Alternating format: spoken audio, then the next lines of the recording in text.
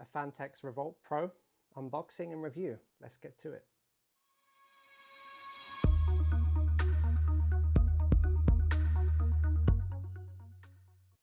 Hi everyone, I'm Robert Mizen and I make videos on tech and all kinds of subjects related around servers and home labs.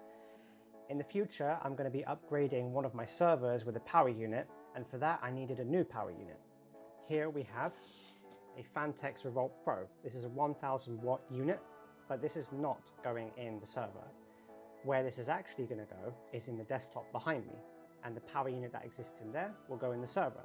So I thought what I will do is I will take this Revolt Pro, I will unbox it, give my first impressions, and then in the second part we're going to switch around the power unit from my Lee case that's behind me now and switch it around with this Revolt Pro in anticipation for a new graphics card and upgrade that goes in that machine. So stick around.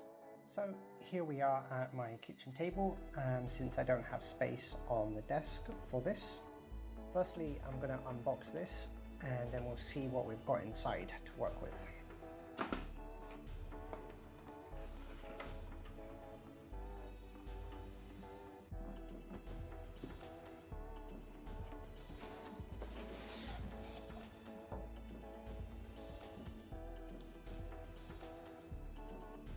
Got some packaging here with some cable ties in there and some zip ties.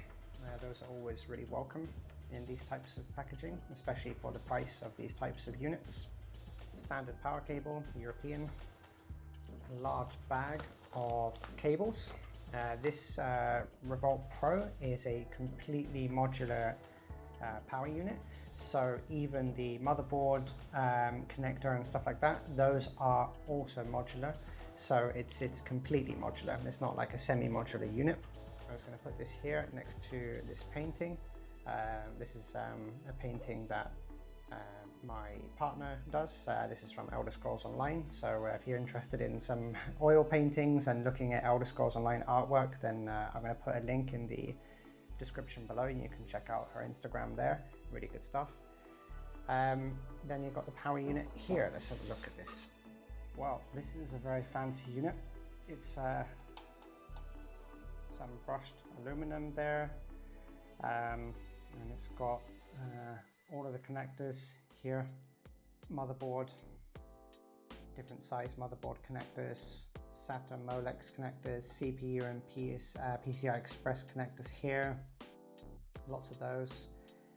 An extra motherboard pin connector there, so it's got two of those, as well as another CPU pin there. So this is a very beefy kind of unit.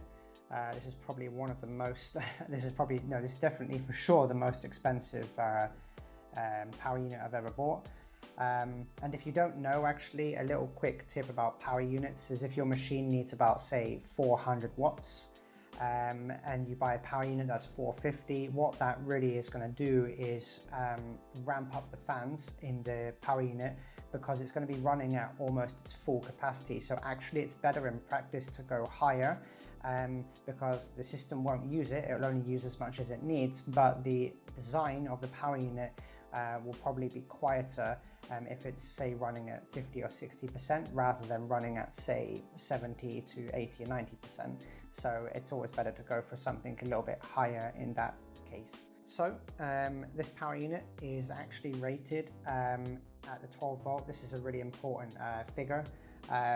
In the middle, you'll see the different wattage figures, and running on the couple of 12 volt pins here, it actually runs at 996 watts, which is almost 1000.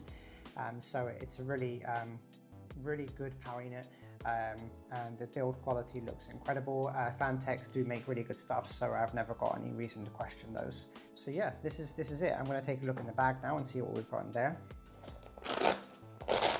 So inside the bag we have motherboard connector here, with a adapter on the side as well, for larger units it looks like. We've got bunches of PCI Express cables, absolutely loads of those.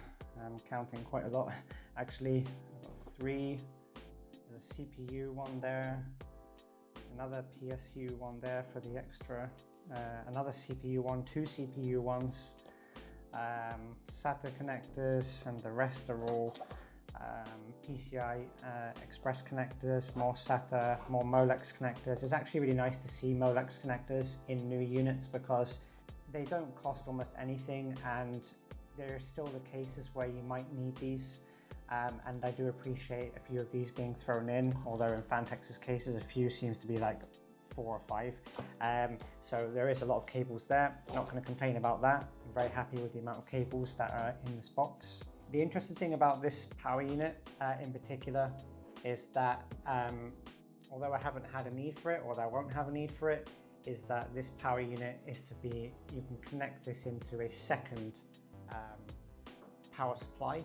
So you can have 2 power supplies, and this will kind of run through the second power supply or vice versa. And what that will do is just deliver more power to your computer. If you, for should any reason, need more than 1,000 watts of power for a machine, which would be insane, but probably for some kind of special workstation.